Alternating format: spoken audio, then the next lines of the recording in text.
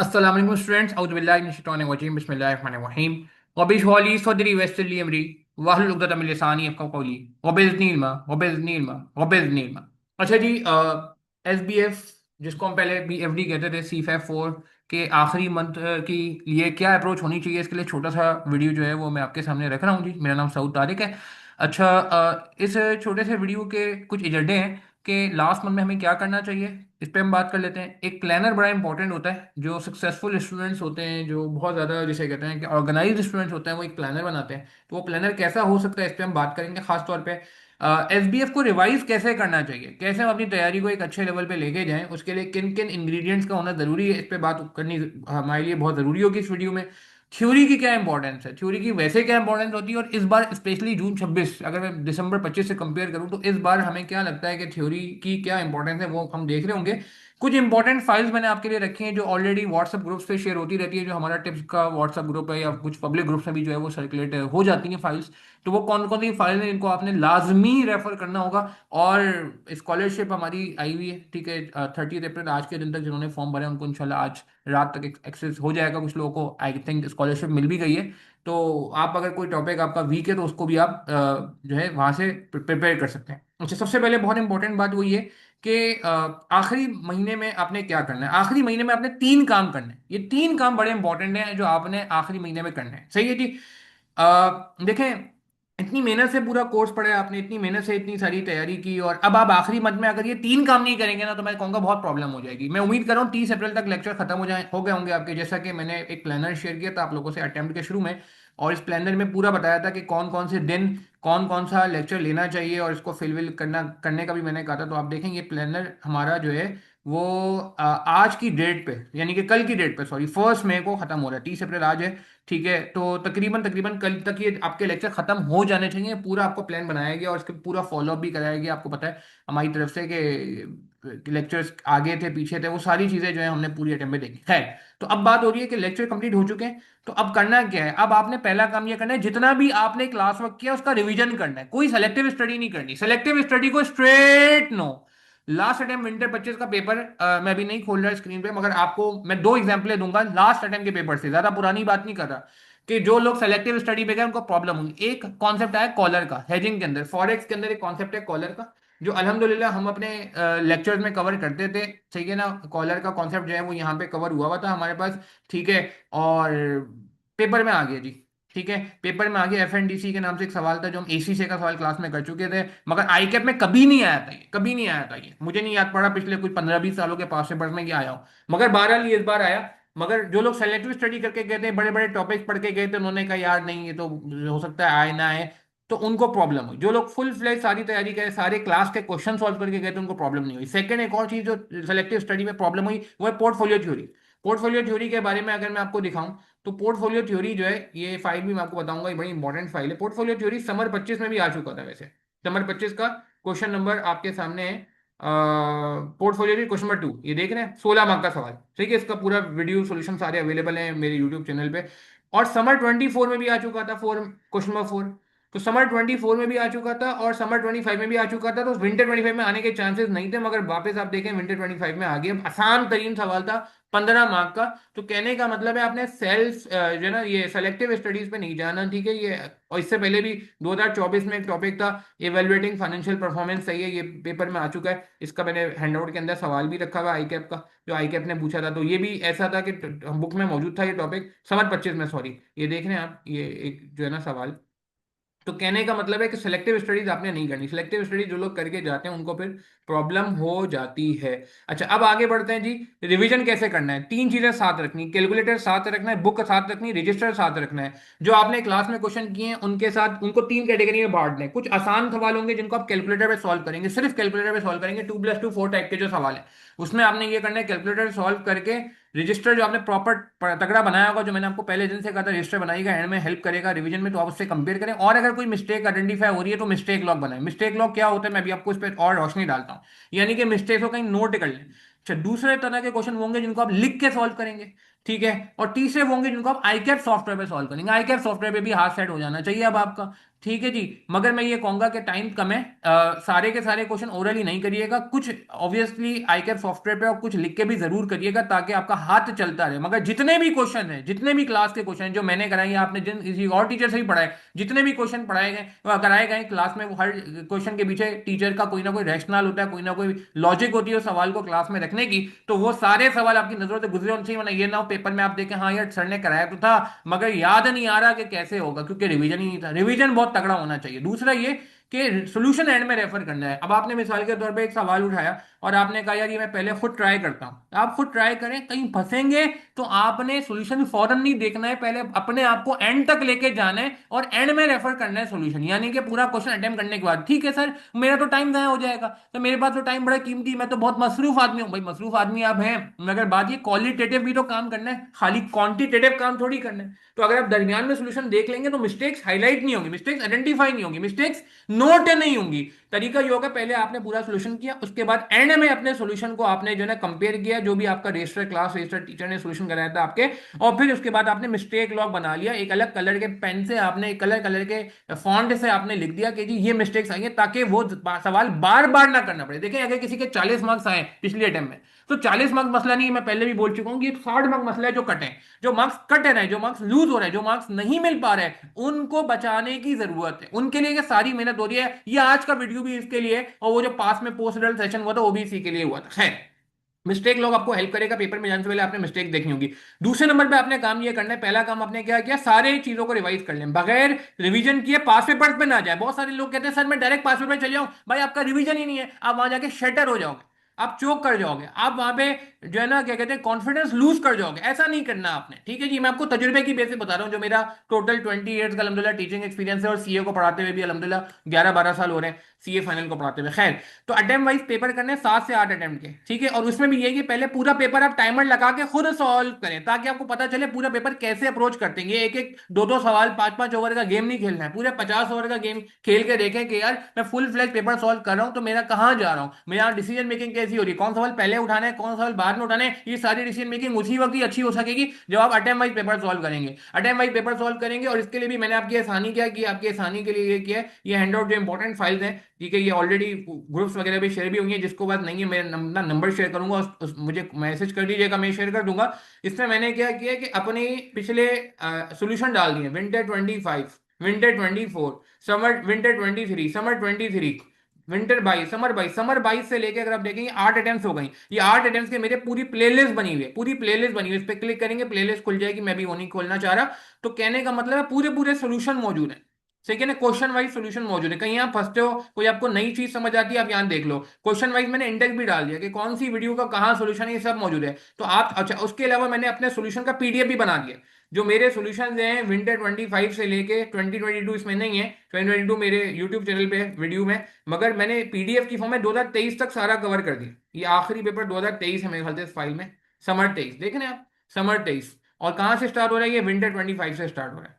तो winter 25 means के 25 की 2 अटेम्प्ट, 24 की 2 अटेम्प्ट, और 23 की 2 अटेम्प्ट, 6 अटेम्प्ट का आपके पास पीडीएफ जो है ना क्या कहते हैं मौजूद है। तो आपने सोल्यूशन एंड में रेफर करना है, अगेन मिस्टेक लॉग बनाना है। तीसरे नंबर पे क्या करना है, थ्योरी। थ्योरी को कैसे कवर करते हैं इस पे भी मैं आगे जाके बात कर लूंगा, मगर थ्योरी को आपने रिस्पेक्ट देनी है और थ्योरी का भी मिस्टेक लॉग बनाना है। थ्योरी के लिए मैं आगे मैंने अलग से रखा हुआ है, जहां पे मैं थ्योरी पे अलग से बात करूंगा, थ्योरी बहुत इंपॉर्टेंट सेगमेंट है। अच्छा, अब प्लानर कैसे बनना चाहिए, प्लानर की शक्ल दिखा लेते हैं। बहुत कोई रॉकेट प्लानर नहीं बनाना, जो सक्सेसफुल स्टूडेंट होते हैं, गोल्ड मेडलिस्ट होते हैं, वो प्लानर बनाते हैं। नहीं जी, आम स्टूडेंट को भी गोल्ड जो है ना गोल्ड मेडल नहीं भी लाना, अपने पास भी होना, तो भी प्लानर बनाए। प्लानर क्या है, क्योंकि बहुत सारे लोग कहते हैं सर मैं लास्ट मंथ में क्या करूं, मुझे आप प्लान बना दें। भाई मैं आपका प्लान नहीं बना सकता, मुझे नहीं पता आप कितने पेपर दे रहे हैं, मुझे नहीं पता कि आपकी तैयारी किस लेवल पे है। तो आपको प्लान बनाने के लिए क्या करना है, जितना भी टाइम आपके पास है, ठीक है, वो आपके सामने होना चाहिए शीट पे। लेट से कल से आप प्लान बनाते हैं, फ्राइडे जुम्मे का बाबरकत दिन है, आपने कहा जी फर्स्ट में छुट्टी का दिन भी है, मैं यहीं से काम शुरू करूंगा अच्छे लेवल पे। और आप रियलिस्टिक प्लान बनाए, आपने कहा यार 9 मई को मिसाल के तौर मेरे फैमिली में इवेंट है,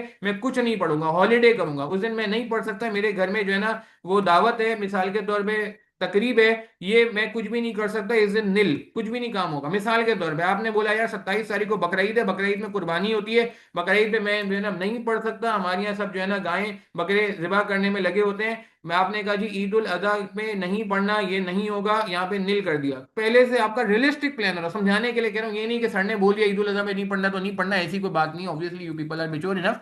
रियलिस्टिक प्लान बनाए, सिंसियर प्लान बनाए। मैंने भी अपना एक प्लान एक जमाने में 2014 में जब सीए फाइनल का पेपर दिया था, मॉड्यूल एफ का प्लान बनाया। ठीक है। सब्जेक्ट अगर एक से ज्यादा सब्जेक्ट आप एक दिन में पढ़ सकते हैं, ठीक है, लेट्स से आप कहते हो नहीं यार मैं एफ एफ आर भी पढ़ सकता हूँ और बीएफडी भी, तो इसको आप यही कर सकते हो कि जो है ना एक और आप इसमें रो ऐड कर लें कि 1 मई के 2 हो जाएंगे, फिर मिसाल के तौर पे कि जी मुझे क्या क्या कवर करना है। मगर कहने का मतलब क्या है, ये पूरा प्लान बनाए कि कौन कौन सी चीज किस किस दिन कवर करनी है। 2 पेपर दे रहे हैं या 3 पेपर दे रहे हैं या 4 पेपर दे रहे हैं या एक पेपर भी दे रहे हैं, तो आपका ये प्लानर होना चाहिए। एक्चुअली कवर्ड का मतलब है दिन के आखिर में आप लिखेंगे आपने क्या किया। 70-80% भी अचीव हो रहा हो ना तो बहुत बड़ी बात है। ये नहीं कि परेशान हो जाओ कि यार मैं तो प्लान से पीछे हो गया। प्लान से हमेशा पीछे ही होता है बंदा, सही है ना। प्लान के बराबर होने लगे ना तो दुनिया पता नहीं कहां से कहां पहुंच जाए। तो कोई मसला नहीं, 75-80 भी होता है तो कोई बात नहीं। मगर ये है कि ये ना हो कि 40-50% अचीव हो रहा हो, इसका मतलब है या तो प्लान ही बहुत एक्सेस बना लिया है या फिर आप एक्चुअली वाकई में नहीं पढ़ रहे। ठीक है, तो it should act as a motivated, it shouldn't be use as a demotivating tool. Demotivating के लिए नहीं है। एंड लास्ट में सब्सिक्वेंट रिमार्क्स, हर हफ्ते बाद अपने आप को अपडेट करो कि यार मुझे क्या करना है। और हर हफ्ते बाद हो सकता है कि आप बोलो नहीं यार मुझे प्लानर ही चेंज कर देने का है। ठीक है ना। फॉर एग्जाम्पल आप कहते हो नहीं यार मैं प्लानर ही चेंज करना चाहता हूं, तो कोई बात नहीं, अपडेट कर लें, V2 बना लें, V3 बना लें। मैंने शादेब आफ्ताब एक लड़का है उसका 3-4 साल पहले तकरीबन 3-4 गोल्ड मेडल आए थे, 2-3 मेरिट आए थे एक ही अटेम्प्ट में। वो हमारा स्टूडेंट था, उसने मुझे दिखाया सर 4 वर्जन थे, V1 V2 V3 V4। सही है ना। तो इसका तो और डिटेल प्लानर था। तो मगर ये प्लानर बनाना है ताकि आपको पता चले, वरना ये होगा टाइम जाया होता रहेगा। बहुत कुछ पढ़ रहे होगे, लगेगा कुछ नहीं पढ़ रहे। सही है ना। लगेगा कि मैं डिमोटिवेट हो रहा हूँ, लगेगा मैं बहुत दूर हूँ। नहीं भाई, सब डॉक्यूमेंट कर लो, जो जो काम करने हैं वो डॉक्यूमेंट कर लो। क्या काम करने हैं मैंने बता दिया, ये सारे काम आपने करने हैं मैंने बता दिया। रिवीजन करना है, पास पेपर्स करने हैं, थ्योरी करनी है, मिस्टेक लॉग बनाना है। सही है ना, पूरा ये काम करना है। मुझे पता है रिवीजन में शायद 2 हफ्ते लग जाएं, किसी को बहुत स्लो है तो, या एक हफ्ता तो कहीं नहीं गया, बड़े बड़े टॉपिक्स हैं। मार्क्स पेपर में हो सकता है 3-4 दिन लग जाए, एक दिन में 2 से ज्यादा पेपर नहीं हो सकते अगर आपने प्रॉपर अपने आप को मार्क करना है, प्रॉपर अपने आप को चेक करना है, प्रॉपर अपने आप को मिस्टेक्स हाईलाइट करनी है। मुझे पता है थ्योरी में भी 2 दिन लगेंगे। तो रियलिस्टिकली ये चीजें प्लानर में बिल्ट इन होनी चाहिए। ठीक है जी। अच्छा, अब एजेंडे से नहीं हटेंगे, छोटी सी वीडियो रखनी है। ये हो गई बात हमारी। सही है, कैसे रिवाइज करना है मैंने बता दिया। यहाँ पे कैलकुलेटर साथ रखना है, किताब साथ रखनी है, रजिस्टर साथ रखना है, कुछ को ओरली करना है, कुछ को लिख के करना है, और मिस्टेक लॉग जरूर बनाना है। Importance of theory. आ जाओ जी। अच्छा, ये हैंड आउट ऑलरेडी मौजूद है, किसी को चाहिए तो यार ये मैं नंबर लिख रहा हूँ, मुझे व्हाट्सअप कर देना, मैं ग्रुप में भी ऐड कर दूंगा। अच्छा, हमारा ना एक वो टिप्स का भी ग्रुप है, उसमें भी ऐड होना चाहो तो हो जाओ। अगर ये हैंड आउट में अगर ये तुम्हारे पास हैंड आउट है तो इसमें मैंने टिप्स का लिंक भी डाल दिया है। इसमें इंपॉर्टेंट वॉइस मैसेजेस आते रहते हैं मेरे, ठीक है, till the paper exam date. ठीक है, तो इसमें आप चाहो तो ये लिंक पे ज्वाइन करके ग्रुप भी ज्वाइन कर लेना। ठीक है, इसमें ओपन फॉर ऑल है, चाहे वो हमसे पढ़ो नहीं पढ़ो, वॉइस नोट सबके लिए है। ठीक है, ये नंबर मेरा नोट कर लीजिएगा अगर आपको ये हैंड आउट चाहिए हो तो। खैर, अच्छा, अब coming back to the point, यार थ्योरी के लिए मैंने 4 हैंड आउट बनाए हुए हैं। एक थ्योरी का बेसिक हैंड आउट है, सही है। थ्योरी, अच्छा थ्योरी के बारे में बता दूं भाई, थ्योरी लास्ट अटेम्प्ट में इतनी नहीं आई है। आप देख सकते हैं विंटर 25 में से 15 मार्क की आई है, समर 25 में 26 मार्क की आई थी, विंटर 24 में 32 मार्क की आई थी, समर 24 में 41 मार्क्स की आई थी। ये 40 मार्क्स की थ्योरी आ सकती है और मुझे कभी हैरानी नहीं होगी अगर कभी किसी जिंदगी में हमारे बीएफडी में 50 मार्क की, एसबीएफ में 50 मार्क की थ्योरी आ जाए। क्योंकि मुझे इसलिए हैरानी नहीं होगी, एसीसी और आईसीडब्ल्यू के जो इक्विवेलेंट पेपर थे उनमें थ्योरी जो है 50 या उससे ज्यादा आ जाती। हमारी यहाँ अभी भी कम आती है थ्योरी, और पिछले अटेम्प्ट में तो बहुत कम आई है। तो इस बार मैं बता दूं थ्योरी आएगी, 30 से 35 मार्क लाजमी, 40 भी जा सकती है। और मुझे कोई हैरानी नहीं होगी, मेरे वर्ड्स मार्क करके रख लो कि कभी जिंदगी में 50 मार्क की थ्योरी भी आ जाए। क्योंकि आगे केस स्टडी में तो है ही सारा थ्योरेटिकल, तो खैर एग्जामिनर अभी से हो सकता है आपको प्रिपेयर कर ले। थ्योरी के लिए मैंने 4 हैंडआउट आपके लिए रखे हुए। एक बेसिक हैंडआउट है जिसमें जितनी भी थ्योरी है, जितने भी कॉन्सेप्ट, जितने भी मेरी किताब के थ्योरी के कॉन्सेप्ट हैं, उन हर किताब के जो 2-2 3-3 4-4 पेजेस हर टॉपिक के शुरू में, हर चैप्टर के शुरू में मैं थ्योरी के रखता हूँ किताबें, मैंने एक जगह कंसोलिडेट कर दिया। ये हैंडआउट आपके पास होगा। 2-3 अटेम्प्ट 4 अटेम्प्ट से मैं ये सर्कुलेट करवा रहा हूँ। सही है ना, ओपन फॉर ऑल होता है। नहीं है किसी के पास, नंबर मौजूद है वीडियो में, आप मुझसे ले लेना। दूसरे नंबर पहले आपने ये हैंडआउट पढ़ लेना है। सही है ना, रट्टा नहीं लगाना है, पहले आपने हैंडआउट पढ़ के अंडरस्टैंडिंग स्ट्रॉन्ग करनी है, अंडरस्टैंडिंग स्ट्रॉन्ग करनी है। और इंपॉर्टेंट पॉइंट को कहीं चाहो तो लिख लो, हाईलाइट कर लो, नोट कर लो। जब आप एक दफा थ्योरी पढ़ लेते हो, सही है ना, ये काम तीसरे नंबर पे इसलिए कर रहा हूँ पहले सारे कॉन्सेप्ट आ जाएं। ये नहीं कि अभी याद ही नहीं आ रहा आर्बिट्राज गेन क्या होता है, याद ही नहीं आ रहा कि एमएम थ्योरी क्या होती है, और फिर डायरेक्ट आप इस पे हैंडआउट पे आ जाओगे तो फिर मजा नहीं आएगा। अच्छा, उसके बाद मैंने आपकी आसानी के लिए 2015 से लेकर 2025 तक के जितने भी थ्योरी के सवाल हैं, जितने भी थ्योरी के सवाल हैं, उनको मैंने एक जगह जमा कर दिया। क्वेश्चन, हर टाइम के क्वेश्चंस और उसके बाद उसके सॉल्यूशंस। क्वेश्चन और उसके सॉल्यूशंस, क्वेश्चन और उसके सॉल्यूशन, इसको रखने की वजह ये, आप चाहो रिवर्स ऑर्डर में चलना है, रिवर्स ऑर्डर में चलो, आप कहते हो नहीं मैं 2020 से चलूंगा, 20 से चलो। मैं पर्सनली समझता हूँ जिसके पास एक ही पेपर है वो तो 15 से चले यार। पर्पज ये है कि आप क्वेश्चन पढ़ो और खुद से अपना पूरा आंसर ड्राफ्ट करें। ये नहीं कि ओरली, ये नहीं कि आपने सिर्फ वो क्या कहते हैं बुलेट पॉइंट बना लिए, फुल फ्लेज आंसर बनाए और अपने आंसर को फिर सजेस्टेड आंसर से कंपेयर करके, सजेस्टेड आंसर से कंपेयर करके जो मिस्टेक्स आइडेंटिफाई हो रही हैं, जो मिसिंग पॉइंट को नोट करें, इसका भी मिस्टेक लॉग बनाना है। ठीक है, जैसे मैंने यहाँ लिखा हुआ है। ठीक है जी। तो थ्योरी के लिए क्या करना है मैंने आपको बता दिया, रीडिंग करनी है। उसके बाद आपने सेकंड नंबर पे पहले आपने थ्योरी का हैंडआउट पढ़ लिया पूरा 100 पेजेस का। इसमें फॉर्मेट भी परेशान नहीं होना, बहुत बड़ा हैंडआउट दिखने से लग रहा है मगर फॉर्मेट फॉर्मूले वगैरह भी है, वैसे इसमें कम है कंटेंट। फिर इसके बाद ये पासेबर का हैंडआउट कर लेना। दो और थ्योरी के छोटे छोटे टॉपिक हैं जो उस हैंडआउट में नहीं है मगर आ सकते हैं। एक ये इवेलुएटिंग फाइनेंशियल परफॉर्मेंस, इसकी इंपॉर्टेंस बढ़ती जा रही है। 2024 में ही सवाल आया था इसका और लोगों को काफी परेशानी हुई थी। ठीक है ना, लोगों को काफी परेशानी हुई थी, देखो मैंने रख दिया ये सवाल। ठीक है ना। और ये देखो ये आया हुआ सवाल, ये देखो पूरा सवाल। 25 में आया, 24 में आया, खैर 24 में आया था आई थिंक, शायद ये टाइपो हो गया है पता नहीं। तो यहाँ से ही पता चल जाएगा ना यार। ऊपर कब आया था ये इवेलुएटिंग फाइनेंशियल परफॉर्मेंस, ये एनालिसिस भी मौजूद है। हाँ ये रहा, ये रेशनल परफॉर्मेंस मेजरमेंट 2024 में आया था। ठीक है, उसके अलावा एक और टॉपिक है जो काफी टाइम से नहीं आया, क्रेडिट एंड लिक्विडिटी रिस्क की हमारी आईकैप की किताबें मौजूद है, इसको पढ़ के चले जाइएगा, छोड़ के नहीं जाएगा। मैंने आपको बताया एग्जामिनर कवरेज पे जा रहा है, इसको खास तौर पे देखिएगा। ठीक है जी। एजेंडे में क्या है जी, इंपॉर्टेंट फाइल आपके सामने मैंने रख दी, कंसोलिडेटेड सोल्यूशन, जितने भी मेरे सोल्यूशन है वो सारे मौजूद हैं। सही है ना। पास पेपर्स की वीडियोस भी यूट्यूब के मैंने प्लेलिस्ट भी डाल दी है इसमें। टिप्स का व्हाट्सएप ग्रुप, खास तौर पे कह रहा हूँ कि अगर आपने वॉइस मैसेज मेरे इंपॉर्टेंट इंस्ट्रक्शंस को फॉलो करते रहना है तो वो एडमिन ओनली ग्रुप है, उस पर और कोई चीज़ नहीं आती, सिर्फ मेरे वॉइस मैसेज आते हैं। और लास्ट बट नॉट लीस्ट, अगर किसी को लेक्चर्स का एक्सेस चाहिए, लास्ट में ओपन फॉर ऑल कर लेते हैं कि हमारे लेक्चर्स हैं। आप कहते हो मिसाल के तौर पर मेरा आर्बिट्राज गेन वीक है, ये मैंने लेक्चर कंट्रोल शीट भी शेयर कर दूंगा। आप आर्बिट्राज गेन के आपने देखा लेक्चर नंबर 84 है, आप 84 ए का लेक्चर ले लो। मैं ये नहीं कह रहा सारे जो है ना लेक्चर्स लो, अलहमदिल्ला हमारे लेक्चर्स में क्वेश्चन पे कॉन्सेप्ट भी कवर्ड होते हैं, फिर देखो उसकी ना पास पेपर्स भी कवर होते हैं, स्मॉल क्वेश्चंस भी हैं, फिर उसके पास पेपर्स भी हैं, फिर उसके पास पेपर्स भी हैं। तो ये हमारा पूरे हर टॉपिक के लिए होता है। आपको किसी टॉपिक में वीक हो तो आप देख लो। मैं ये नहीं कह रहा सारे के सारे लेक्चर आप पूरे 180 घंटे के लेक्चर इसमें देख लोगे एक महीने में, ये इसलिए नहीं दिया जा रहा, इसलिए दिया जा रहा है कि लोग जून 26 में बैठे हैं पेपर देने के लिए और उनका कोई टॉपिक वीक है, वो कहते हैं यार मुझे एमएम थ्योरी समझ नहीं आ रही मिसाल के तौर पर, तो आप वो गए, आपने देखा यार एमएम थ्योरी कहाँ से शुरू हो रही है, आप एमएम थ्योरी पे लेक्चर्स पे गए और एमएम थ्योरी पे आपने यहाँ से शुरू कर दिया। कहने का मतलब है तो इस तरह से आप जो है ना इस फाइल को यूज करके जहां पे आप फंस रहे हो वहां पे आप जो है ना क्या कहते हैं इसको फॉलो कर सकते हो। ठीक है जी। चलिए, अपना ख्याल रखिएगा, दुआ में रखिएगा, अल्लाह ताला आप सबको कामयाब फरमाए। और कंजूसी नहीं करनी है। अगर आपको ये वीडियो अच्छी लगी है और लगता है कि यार इससे दूसरे लोगों को हेल्प हो सकता है तो आप ये और लोगों को भी शेयर कर दीजिएगा, सदका जारिया हो जाएगा। अस्सलाम वालेकुम रहमतुल्लाहि व बरकातुहू। अल्लाह ताला सबको कामयाब फरमाए। बहुत सारी दुआएं, हिम्मत नहीं आनी है। लास्ट में एक मैसेज ये, नेगेटिव थॉट्स को साइड में कर देंगे। आखिरी महीने बड़ी थॉट्स आती हैं कि मैं तो नहीं कर सकता और मैं ऐसा हूं, मैं वैसा हूं। नहीं नहीं, आप बहुत स्पेशल हो, बहुत अच्छे हो। आप जब भी यहाँ तक पहुंचे हो थोड़ी मेहनत करो और नेगेटिव वसवसों को साइड में करो और अल्लाह ताला से दुआ जरूर करना। दुआ जो है ना मोमिन का हथियार है। अपनी जिंदगी की बात करूं तो मुझे नहीं लगता मैं कोई काबिल आदमी हूं सिर्फ दुआओं की वजह से यहाँ तक पहुंचा हूं। आप लोगों ने भी जो है ना दुआओं को नहीं छोड़ना है, दुआ मांगते रहना है, आखिर तक मेहनत भी करनी है, दुआ भी करनी है। अल्लाह ताला सबको कामयाब फरमाए, आमीन सुमा आमीन।